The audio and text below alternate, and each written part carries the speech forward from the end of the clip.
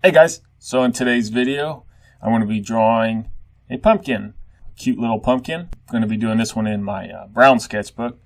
Thought I would try something a little bit different instead of using my normal sketchbook. I thought I would use this and give it a little bit of a brown background.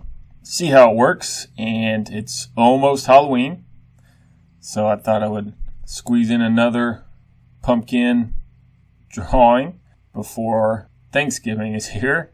In this video, I'm starting with the light pencil sketch and then going over it with ink, kind of like I do on most of my other videos. But this time, instead of using watercolor, I'm going to just go over it with a marker and just see how it works on this paper. I haven't used marker in this sketchbook before, and it's turning out pretty good. Put a little bit of a background on this guy, and we're almost done. And hope you all have a great Halloween. Get lots of candy if you go trick-or-treating. And we'll just finish up a little bit here and put Happy Halloween on this picture. I think this one turned out pretty good. I like the way the markers look on this paper. So I may try some more of this, but hope you guys have a great Halloween. Hey guys, hope you liked that video. Thanks for watching.